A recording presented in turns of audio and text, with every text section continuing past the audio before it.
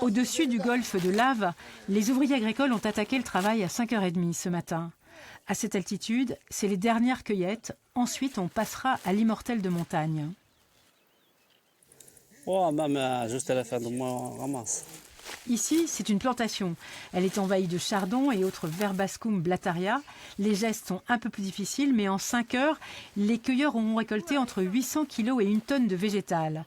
À la main et à la serpe, le volume horaire reste un peu plus important que le ramassage de plantes sauvages. Dans cette distillerie, un peu au sud d'Ajaccio, de juin à juillet, 32 tonnes d'immortels bio sont traitées, pressées avant d'être hydrodistillées. 70% viennent de parcelles cultivées, 30% du maquis.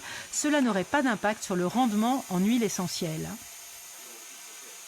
Il peut être identique, il peut être différent. Ça dépend vraiment de la zone où se trouve le végétal, donc en milieu spontané ou en culture. Il y a des cultures qui rendent mieux que du milieu spontané et vice-versa. Donc c'est assez aléatoire, ça dépend vraiment de la qualité des sols. Et ici, on table pour cette saison sur une production de 55 kg d'huile essentielle d'immortel, précieux liquide.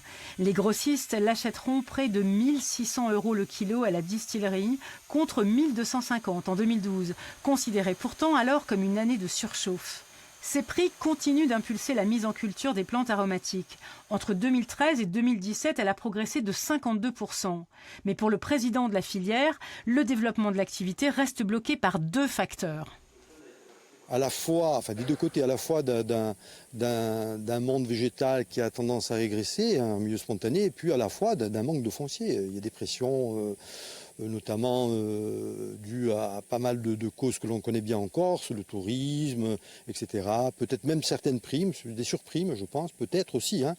Et donc nous, en tout cas, et on n'est pas des cas isolés, on se retrouve en manque alors qu'on a vraiment besoin de foncier.